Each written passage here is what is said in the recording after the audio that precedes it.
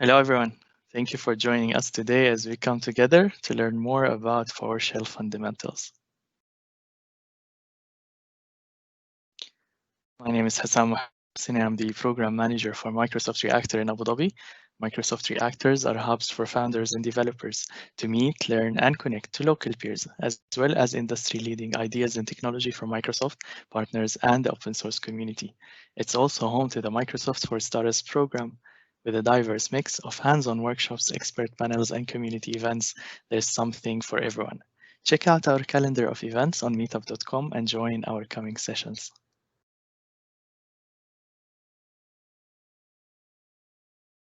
Our speaker today is Sathesh. Sathesh is an award-winning information technology professional with a decade of experience, awarded as Office Server and Services MVP by Microsoft for the year, specialized in Microsoft Cloud, Office 365, Microsoft Exchange. He conducted numerous projects worldwide in designing, supporting, and implementing messaging and virtualization infrastructures for medium-sized businesses to large enterprises. Feel free to ask questions during today's session. We will have regular stops to answer your questions, and also feel free to tweet about the session and tag us on Reactor Abu Dhabi and MSFT Reactor on Twitter. And also make sure you adjust the playback settings to select the highest quality for the best quality and experience in today's session, since we'll be using the terminal and coding and all these sort of things. And also keep an eye on the Q&A tab. This is the part where you connect with us, you ask questions, and I share some links and resources relating to today's session. And with all that said, I hand over the mic to our speaker to start today's session.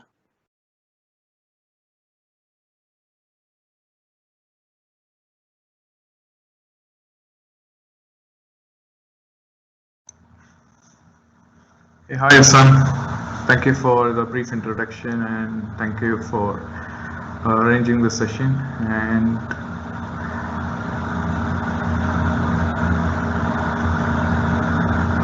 hi, guys, and thank you for joining. And we will learn PowerShell fundamentals today, like why we need PowerShell and what is the use cases of PowerShell. You know how it's used in the enterprise environment. I'm been like spending quite a while in PowerShell, so there's a lot of tips and tricks which I would like to share. I'm sure we will learn something together. If you guys have any doubts, just post a question on the Q&A. If we can answer, we will answer most of the questions. If we couldn't answer, we will definitely get back to you. So let's get on to the session and we'll see. Okay, then I'm going to share my screen. If hopefully the text is much easier to read. If you guys have any trouble reading it, let us know. I can make the size a little bit bigger. So okay, so let's go on to the session, like why we need PowerShell. You know, why we need PowerShell. Why we need PowerShell in the sense is like you need to do a lot of modifications in enterprise environment. You need to do like a lot of bulk changes. In each environment, the scenarios are different. So every time when you want to do something, if it's going to be like a one single change, it's much easier. You just use the GUI and you guys gonna change it. But if you guys gonna change bulk, you know, like 5 to 6 users or 1,000 users or 10,000 users, or if you want to see how these what is the exact data available in the environment to extract and watch, or if you want to export to your Power BI, or you know, everywhere the PowerShell is used. And also whenever you want to do like any sort of bulk modifications, any sort of bulk modifications, in the sense like you know, anything can't be done manual. You know, in those days there was a lot of VB scripts in order to change stuff, but it was quite complicated. But PowerShell is much easier unless you understand it. You know, if you understand it, you can manage and go through most of the environments. like PowerShell. You can use the PowerShell on Exchange Online, Teams, and most of the things, like even you can navigate through PowerCLI as well. So let's see what are the most use cases. I'll go through the basics today, like how to do um, from where object, select object. We will go through all those stuff, which will definitely be useful to you. Hope you guys can, everybody can see my screen. If you guys have any trouble, please let us know. So what happens? Let's see. Okay, so let's consider from the basics. Like when you say PowerShell, you just like open PowerShell, like always do have an elevated command prompt. So like elevated PowerShell, you just click on run as administrator. Then each PowerShell has its own module. So whenever you want to connect to any module, like if you want to do like exchange module, you just import the module. I'm not going to go through like how we should import the modules, but I have imported the modules already, like saving time on that. And once you do connect-exchange online, you can connect to the exchange module, and exactly like for Microsoft Teams, like you can connect to Microsoft Teams, then you can connect. So so each PowerShell has its modules, and modules there is like public modules and there is like preview modules. So like if there is any new commandlet coming, is going to come on preview module. So we will get into that later, but for now let's learn how to navigate in PowerShell. I will share like in the steps in a different link so that you can know how to import modules, and you can install these modules and connect to this. So let's see, let's consider if you want to do like, let's consider you want to do like get-mailbox, so whenever you want to do so why we are doing like this, instead of using doing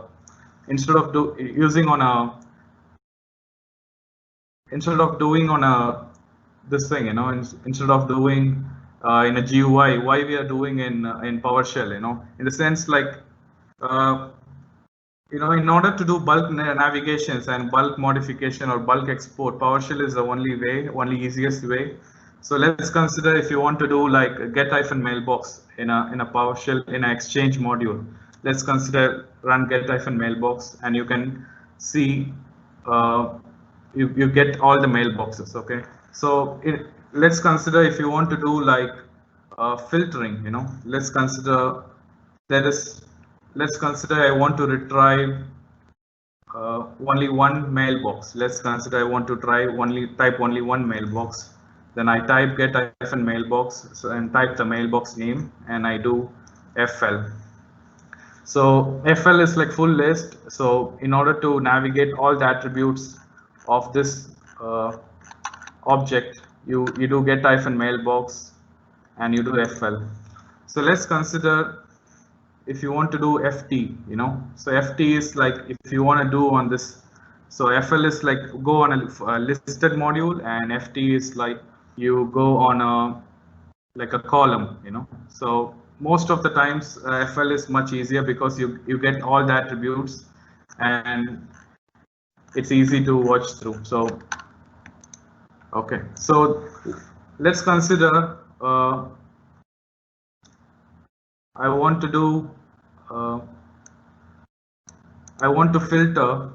So in this PowerShell, what you need to do is, let me show you something. So there are three key components you need to know. Select-object, where-object, and for each object. If you know all these three things, I think you can do almost like 98% of the scripts. When I say 98 on a L1 L2 level, you can do almost 98% of the scripts with all these three things. You can export, you can import, you can modify anything in bulk. So for any starter, I would say, like if you want to do something like any small changes, you should practice. Like you have to do even the small changes, you have to connect to the PowerShell module and try navigating through, so that you slowly get through it. So let's consider I want to do, let's see where-object first, then we'll go to the next, okay? So let's consider I want to filter only this name, okay? So let's consider I want only alias Vaishika, for example, So let's consider I want to type get-mailbox pipeline, then you do where-object, then you do $_dot, then alias.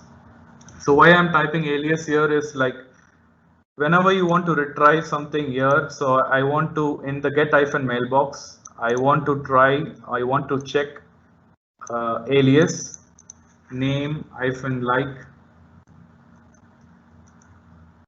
Vaishika, then I can retrieve only this name. So like is my favorite component because it supports wildcards. So for example, you can retrieve anything starts from V, for example, So this is one of the good part on where-object. So once you do where-object, so in a specific case, why we are doing all this, in terms of this, like let's consider in your enterprise environment, let's consider you want to take on a specific department, you collect values of a specific department, or you collect value of a specific employee numbers. There are so many specifics. There are a lot of attributes which are used in the enterprise environment. So you can get through and navigate through and watch over whatever data, you can export it. So in order to filter on what objects you want, this is the best place. First, so when I say alias, alias is one of the examples. So if I want to filter, so let's consider I have how many filtering options I have. So I have all these filtering options. So for example, I can check which mailboxes is message tracking status enabled, for example. So anything from this list you can take. For example, recipient type or anything from this list. Let's consider I want to type same. I'm using the same thing and I'm saying, let's consider you can take anything from this row, then you type here and say is valid like true. So that is a where-object. So if in order to do more stuff, let's consider I want to take more filtering options. So let's consider I can take filtering options like is valid true, then I can do like this. I can say and I can say alias like Shika. So if I do like this, what happens here is, what I'm trying to do here is I'm checking is the account true? The account should be true, and the alias should be like Vaishika, or it can be anything. So what I'm trying to explain is, if you say and, it will support and or any objects like this, and or you can almost like these are the values which you can use, and the most favorite value I use is like. You can use like, or you can say even you can say equal to, equal to or not equal to. So it's going to work. So the first component which you need to learn is the where-object. So if you're very familiar with where-object, you can always practice, like even for like this, get-service. So even if you just on your local machine, you do get-service, and I want to see any service starts with app. So if I want to do like get-service pipeline where-object name like app. Okay. So when you do this, this is your filtering options. So let's consider I want to change, let's consider you have 2000 users in environment and or 5000 users or 10,000 users.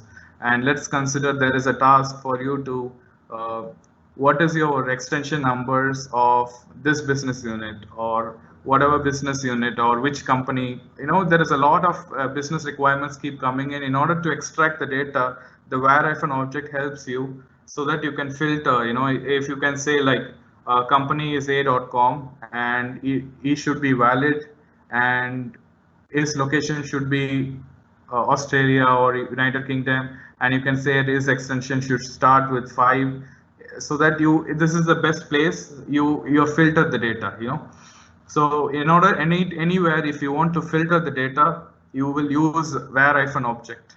So when you do where-object, then you take the option of so once you filter the object, then you can export. Let's consider I want to export this, let's consider I want to export this.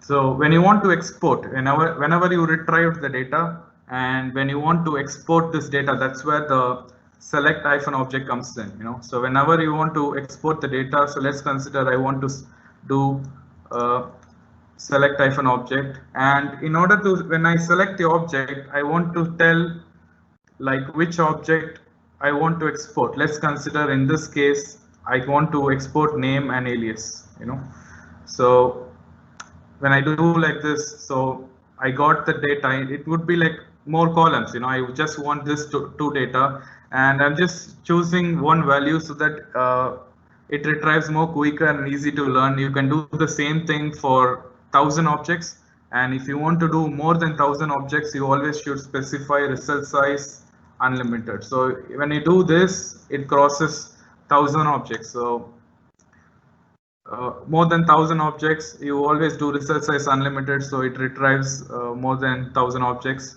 And when you want to do, and you do the select-object, so I hope I'm clear that like when you do where-object, that's your filtering area. So you filter all the data and you take out the data, then you select what you want.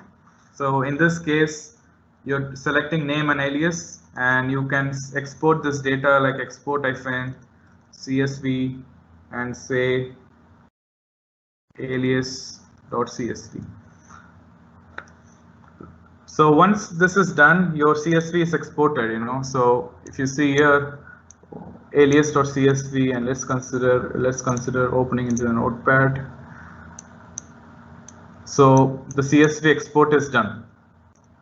So this could be anytime, like even if you want to export, like with this concept can be used on Exchange Online. The same concept you can do on Microsoft Teams. So let's consider you use the Microsoft Teams module, then you do get-team.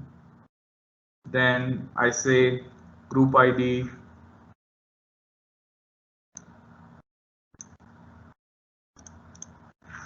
Then it's just loading. So yeah, so let's consider I want to do get-team. Let's do the same, okay? Where-object, display name, like starts with test.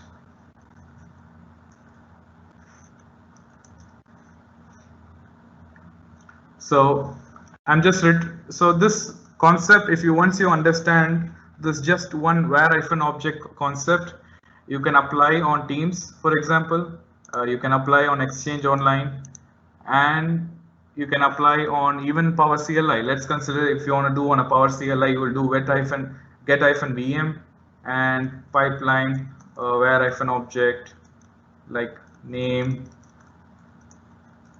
like server 1, for example, So this will work, So once you so the concept, once you understand this where-object concept, you can apply this get-service or get-mailbox, or you can apply get-team, or you can apply get-AD user on Active Directory modules, or you can apply on Azure AD.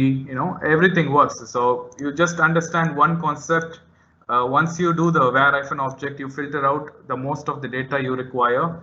Then you take off the data. Then you do select-object. So you choose the columns what to export. Then you export to CSV. So this is much easier. Let's do much more samples on, like, let's consider I want to let's consider this example.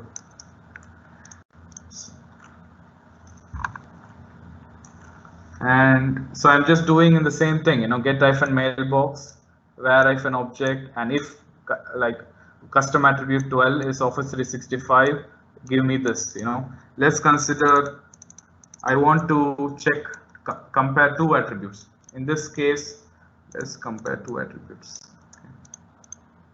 So in this case, what I'm doing is get-mailbox, var-object, custom attribute 12 is like Office 365 and custom attribute 13 not like Office 365, So why I'm saying this is, you can say like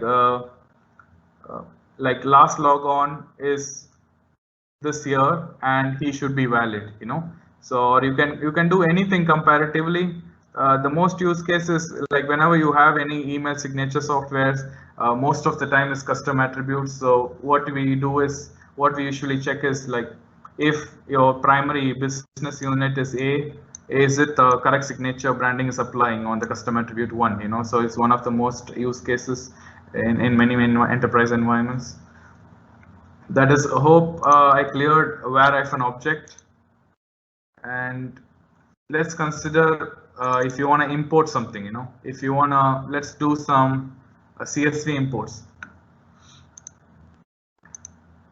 So let's consider CSV importing is like, so whenever you exported the CSV from a PowerShell, you can see these double quotes, So what happens here is, when these double quotes are required, if these double quotes are not there, if you're exporting from a different system, PowerShell is not going to understand it properly. So the best case is, like, whenever you want to import something, you have to make sure these codes are there. You can use Excel and you can export it in a proper way, so you get these codes on a proper delimited CSV file. So if these codes are not there, it's not going to understand very well. So let's consider import-csv. I will do alias.csv. So, and you can build any notepad, like for example, build any CSV file. So I can say test2 dot CSV. So let's open this. So let's check what is the email of this.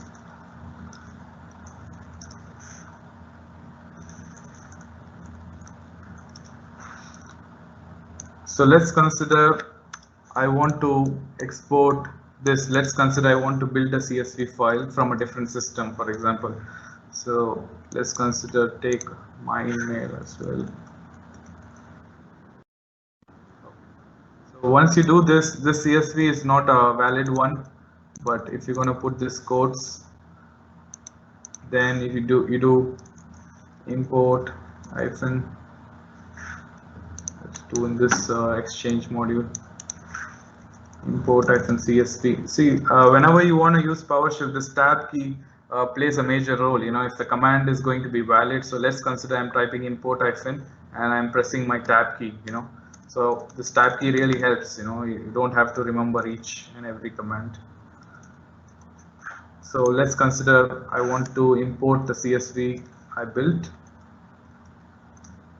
So if you see here, if I say email and I list my emails.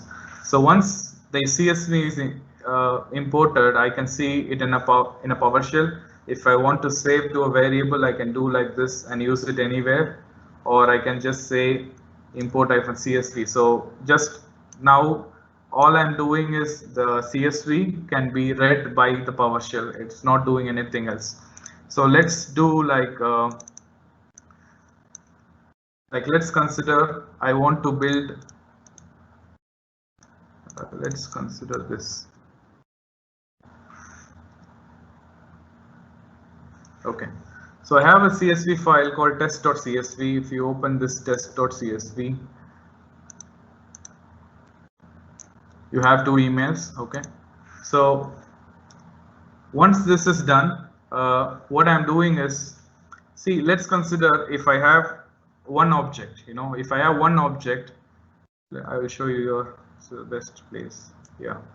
So let's consider if I'm getting two objects, okay, and if I want to do set -mailbox. So in this, if you see in this last example I explained, if when I do where-object, then I do $_ and I filtered the values I want. Now I have two options. One, I can do, if I want to apply any new values, I can do set-mailbox, and let's consider I want to set custom attribute 5 to like Azure. If I want to do like this, I can do like this. So I want to explain like what is the difference between set-mailbox and for each -object. So I hope by this time you guys will know how to filter where-object, and if I want to export any data, I will use select-object and choose the columns I want, and I export the data. So once you are familiar with where-object and select-object, you are clear on filtering the objects and you're exporting the required objects. So with this too, you can achieve almost anything on exporting stuff. But when you want to import stuff from, like, let's consider you have the most use cases is like you get like 500 or 600 columns of Excel sheet, and if you want to import some data, or all their employee extension numbers are changing, so there are so many requirements happening in a large enterprise environment which this is needed. So let's consider I want to set -mailbox like so in this case, I'm doing get -mailbox where-object, and I filtered the volumes, filter the attributes, then I do set -mailbox, then I do custom attribute 5, and what I'm doing is whatever object I retrieved, so whatever object I retrieved here, I'm going to apply some sort of value. This could be like anything, this could be anything in each, let's consider in a VMware environment, you might retrieve all the VMs of non-critical VMs and you assign a tag called non-critical, or you could retrieve all your some business unit and you add some custom attribute, So there could be like so many scenarios in this, but once you start understanding this, you can do like bulk modifications. But the most needed part is what you need to understand is the riskiness, So let's consider this filter was wrong and your users are like 1,000 users, and you're going to do bulk changes on 1,000 users by mistake. It could be like it is irreversible. You cannot reverse it just like that. So how you will safeguard from this? The first thing is whenever you retrieve on any modules like VMware or PowerShell or Azure AD, when you retrieve from this place, your command is clear that it's retrieving only 2 objects. So when you do pipeline here, it's going to apply whatever changes you're going to make. It's going to apply only to this or 2 objects. So let's consider I want to apply some sort of value. Let's consider I want to some sort of custom attribute 4, for example, and I apply some value. So before I am applying, I have an option called what if. So this what if is very good because it will not apply. It's going to tell what it's going to do before it's going to apply. So when I'm doing what if, it from here I get confidence 20% that I'm touching only 2 objects, then the rest of like 30% of confidence I'm getting from here, So now I am very clear that I'm applying or changing stuff only to 2 objects only, or 500 objects. or 300 objects, or it could be 10,000 objects. So once I am clear that it is applying only the objects which I need, then you remove the what if and you run the command. So this is one part. The other part is in terms of an enterprise environment, it's always you to safeguard with logs. What you can do is you can start transcript and you can say take commands, or you can say save commands. It's just a friendly name. You can do whatever you want. Yeah. Save commands.txt. So what it happens is whenever you start transcripts, what happens here is it's going to save all these things, whatever you're going to type. So let's consider I'm going to do some project and then I do what if and I save and I remove the what if, then I run this, then I stop my transcript, then I save this file in my change management, so it's going to save a file like this. So you're clear that the session was started by you, what time, so this stuff is very clear. So this is to safeguard you, and it helps in it also saves, like if it's access and evidence on what changes you made. Otherwise there is no track. You have event logging, but it's more complex to retrieve the required data.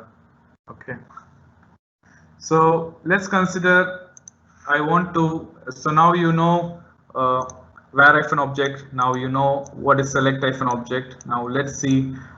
Let's do some more examples on import-csv so that it'll be easier for you to understand for each object.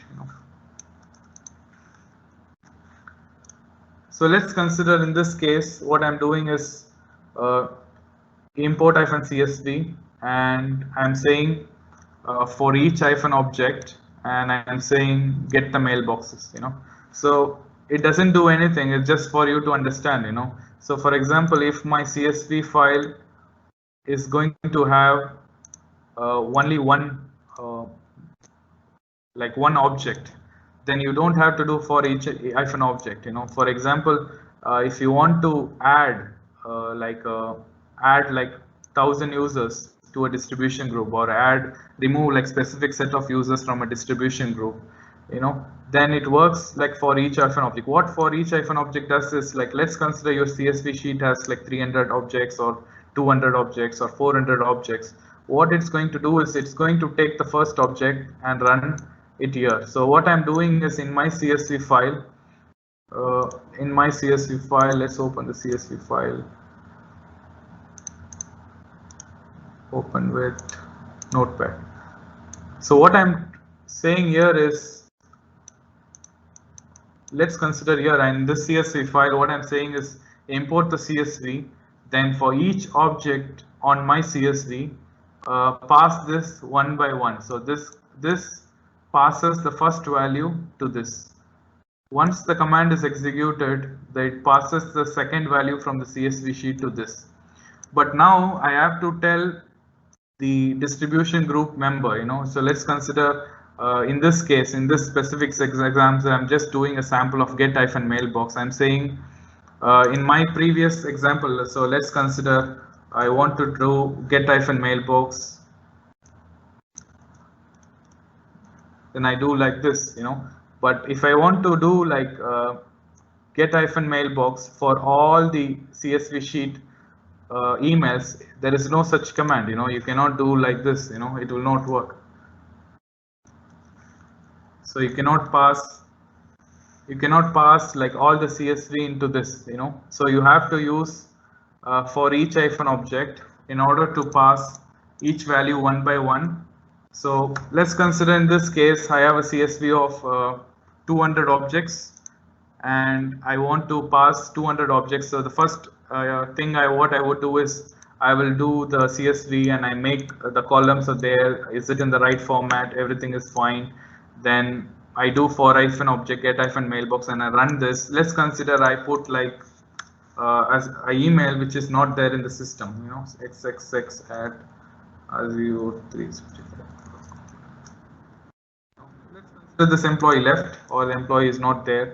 So what it's going to do is it's clearly going to tell us this object is not there in the system and this CSV sheet is exported, whichever system you're exporting from, it's not accurate, or the email ID changed. So it clearly gives you a definition like your CSV file is not valid. So it's much easier. So when you have a CSV sheet, if you quickly want to validate, it could be your team's name, it could be your VM name, it could be your Azure AD name, it could be of anything, So I'm just telling my use examples, but you can use it in your environment, in your most used case. So let's consider I want to take a CSV file and I want to apply some custom attributes. So in the example, what I'm doing, like import -csv and take the CSV files. Then I do like for each -object. So each value will pass into this one by one. So once I do that, so what happens here is when the first object goes in, I'm using this $_.email. So when I do $_.email, it takes the first column and uses the values below this. So then I do custom attribute 12 and Office 365. So then it's always put to quotes, Then what happens here is it's already applied. So it's just saying there's no settings has been modified. So what you can do is, let's consider if you want to clear the attribute, you can just say null, So in the same way, you can apply, maybe you can take a CSV file and you can export or you can add distribution group members, So let's consider this CSV file, and if you want to add this to a distribution group, you can say take the CSV file and these how many files, and let's consider for each -object, then I'm going to use add -distribution group member and in the identity. So whenever you want to do any sort of this stuff, you can take this value, then you can try running like this, So let's consider if you want to put your DG name, and let's consider you want to type like Satish, for example. So once you do this, you are making sure what are the values needed for this command to succeed. Then you take the values from a CSV sheet and you pass on the columns. So even this DG name could be in the next column, So it could be like comma DG name, and you can take the value from DG. So let's consider like this. Then your DG name could be like, let's do like this.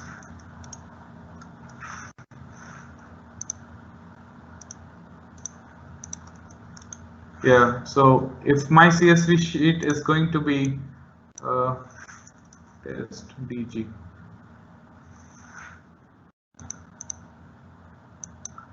So in this case, let's consider I have a test distribution group. Then let's consider I'm going to do like this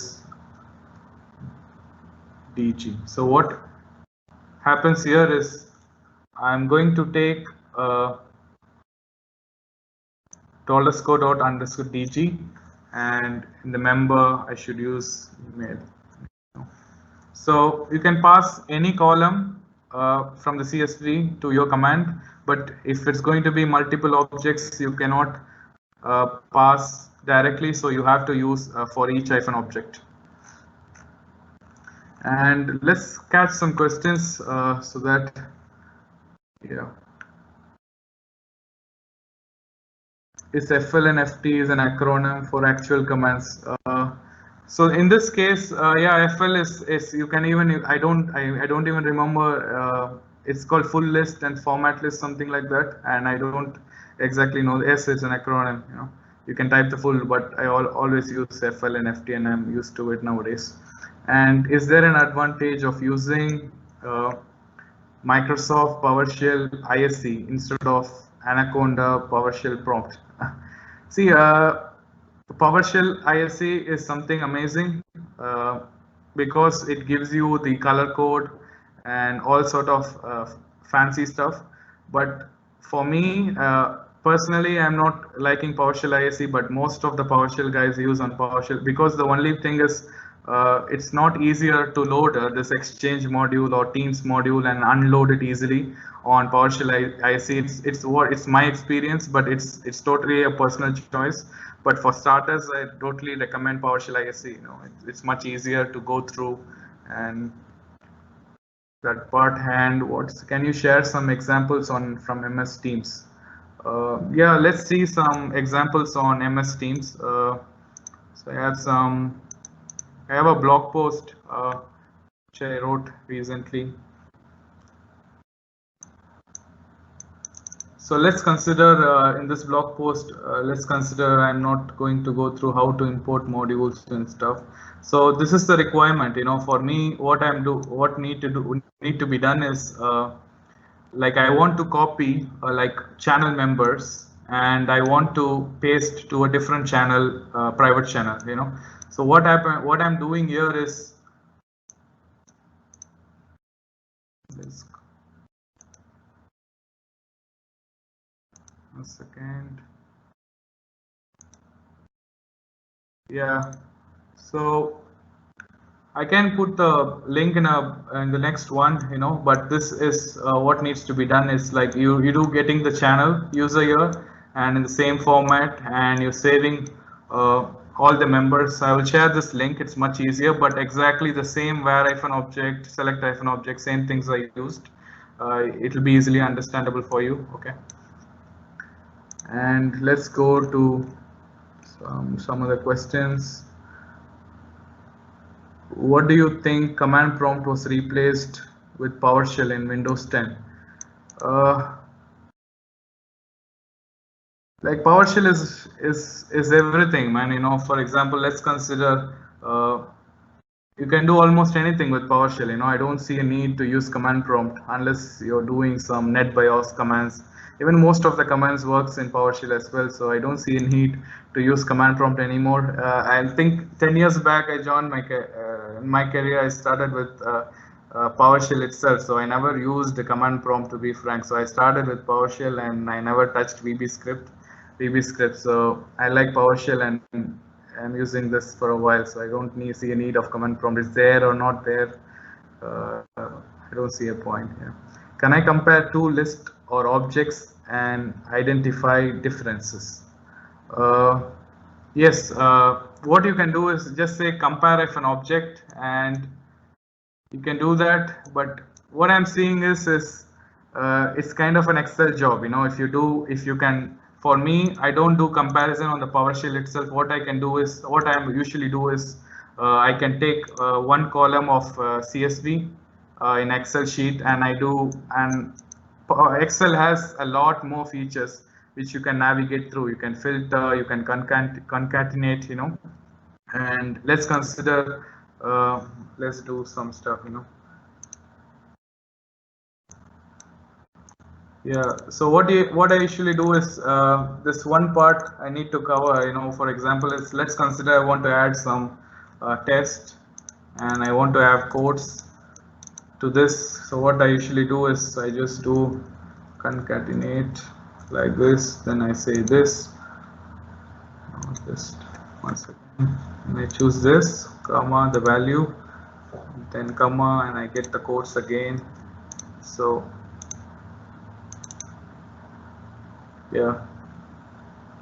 yeah, so if you do concatenate of this, let me do one more time, this.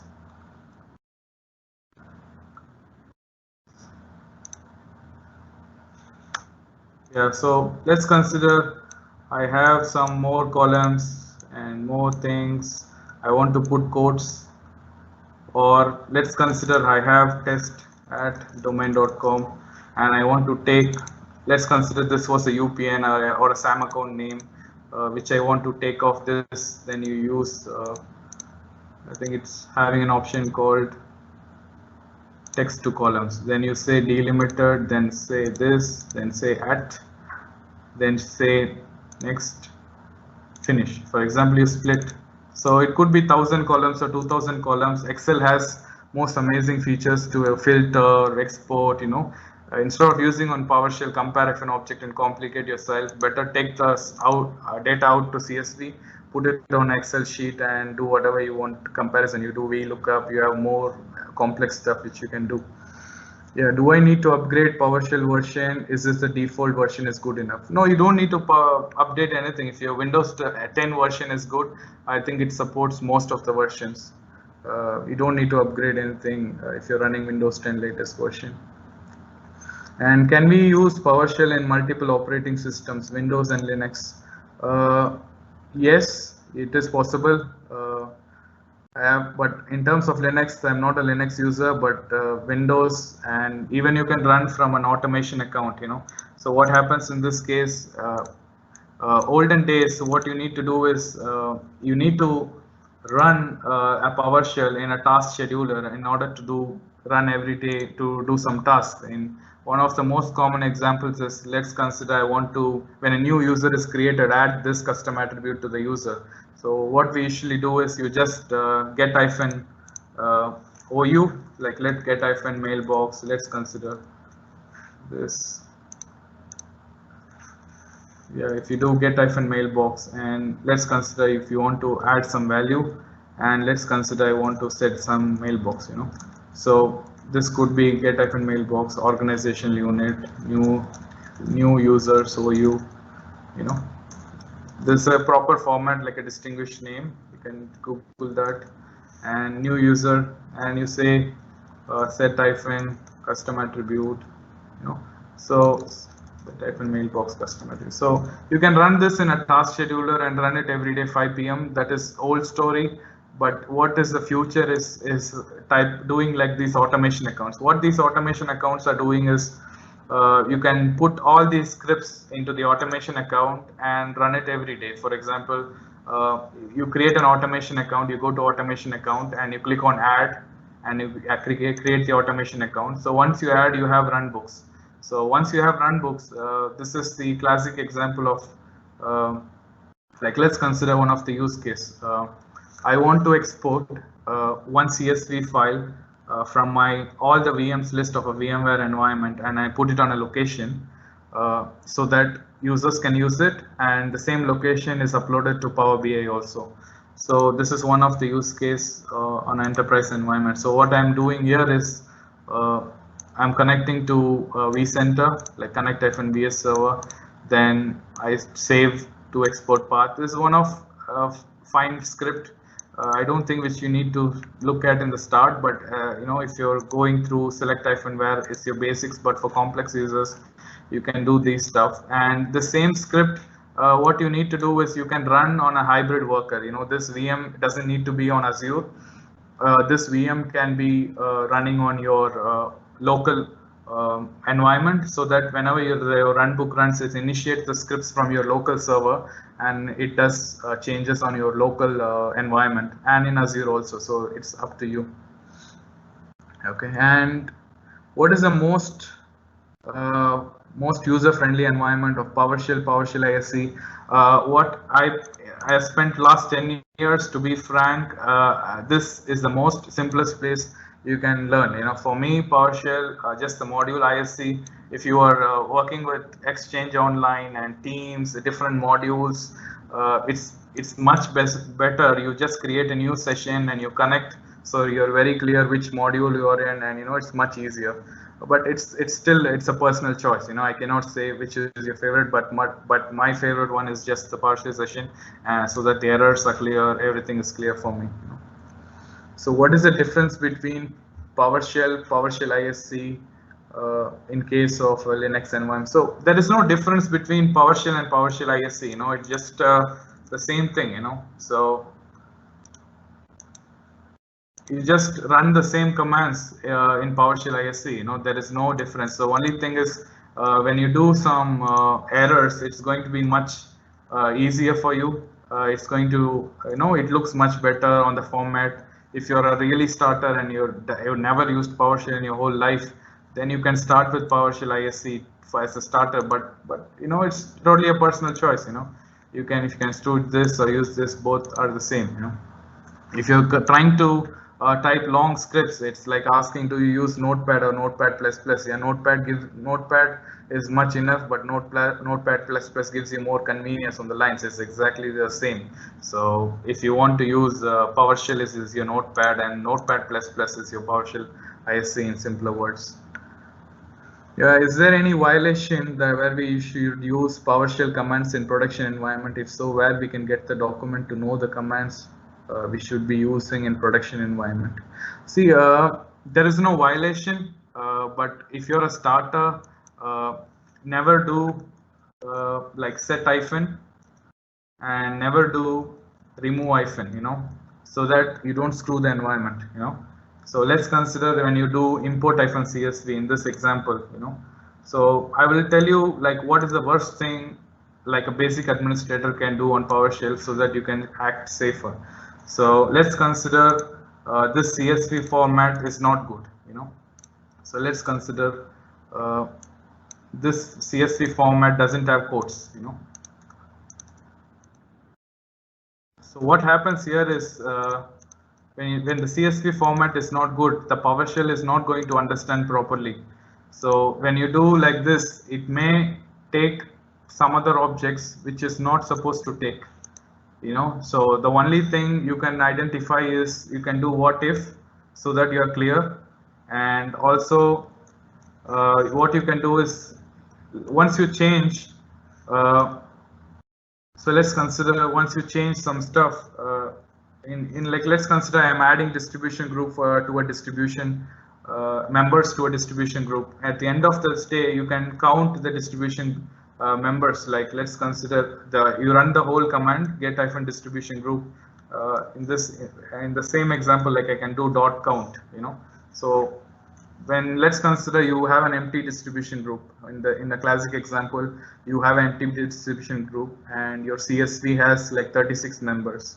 So end of the day, your distribution group member should count the same CSV file. So I'm giving you an example in this case. So let's consider I'm not sure, I have some distribution groups.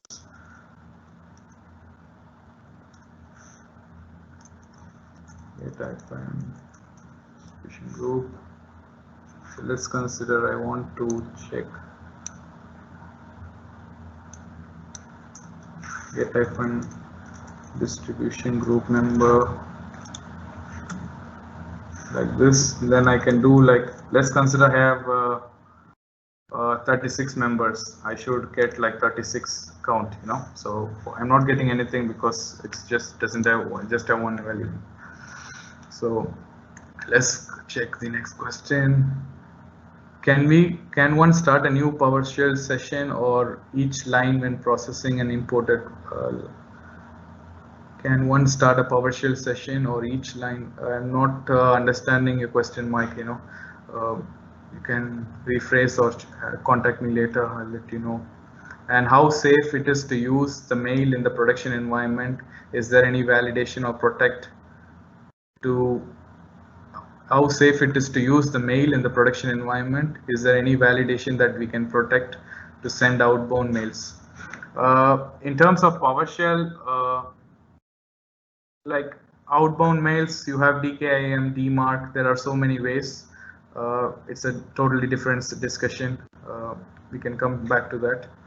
And I assume you can use PowerShell for SharePoint too. Yes, exactly. You have a the good part of PowerShell, which I personally like, is let's consider you are entering a VMware environment. Some PowerShell module is there. You apply the same select where for each, and you do everything. So which is the good part, and you have so many modules from Azure AD, Azure, and even like enterprise vaults. The olden technologies have these PowerShell as well. Can you show how you can check a file which contains a list of servers? From what list I need to check particular service? Start. Yeah. So I will give you some basics which you can rephrase it later. What I usually do is I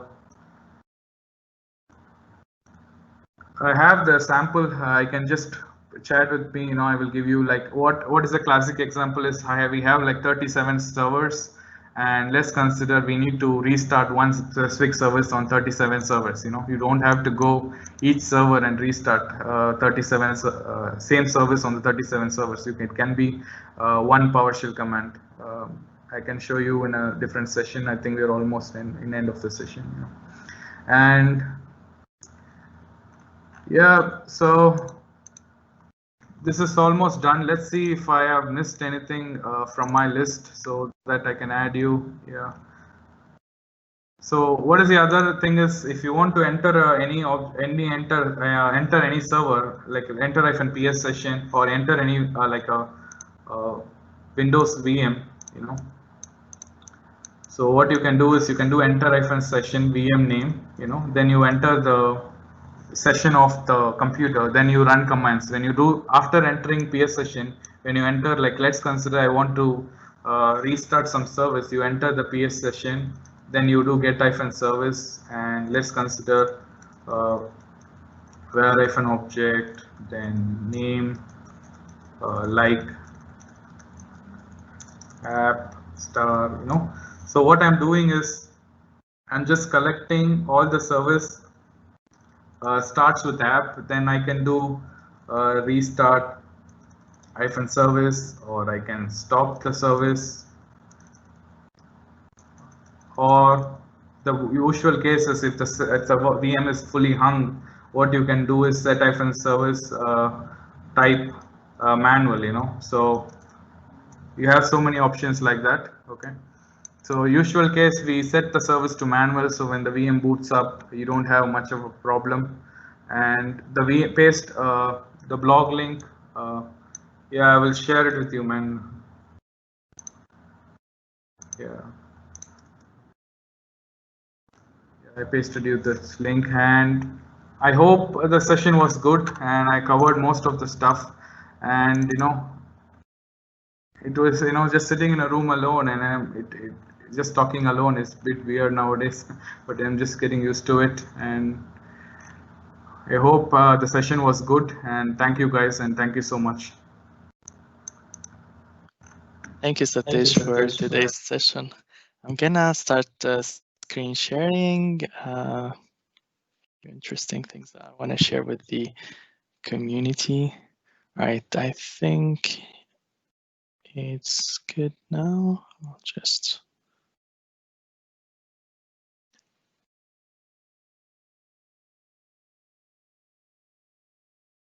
All right, so there's this module where you can continue the journey and learn more on Microsoft Learn. So if you check out this link, which I will share with you in the Q&A section, you can actually watch that module and like take that module. And there are many learning paths on Microsoft Learn, which will help you continue the journey and learn more. And there are a few interesting workshops as well this week that it will be great for you to join. And there is a session tomorrow on Rust programming basics. So basically, Rust is the language that empowers developers build reliable and efficient software.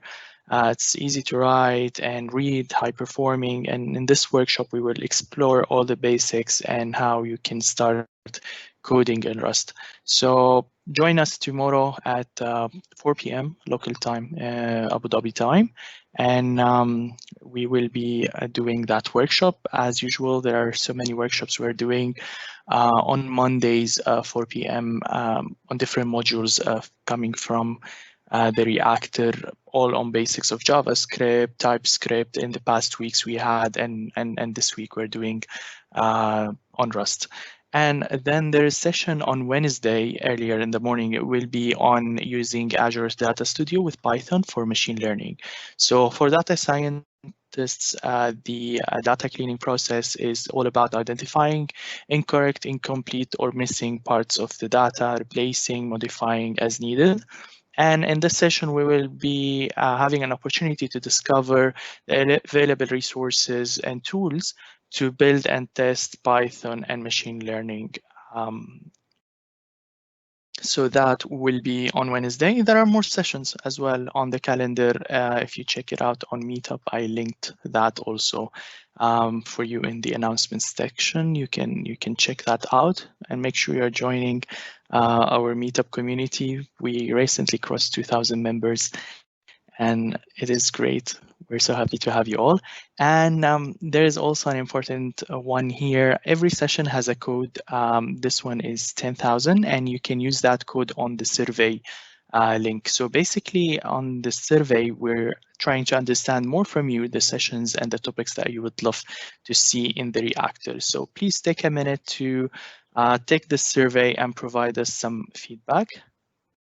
And also don't forget to join our YouTube channel. So this session is recorded and will be available at a later point on YouTube. A few of you asked me in the Q&A about that. So if you use the same live stream link, it will be available for about the next 16 hours, and also soon will be on YouTube. Also, don't forget to sign up for our monthly newsletter. That's the last link, the Reactor email. And this one, we put together all the upcoming sessions, the interesting stuff that we're doing, not just from Abu Dhabi, but from all around the globe. And that's pretty much it. Thank you again for being part of the community and for joining us on today's session. Stay safe, everyone. Goodbye. Thank you, guys.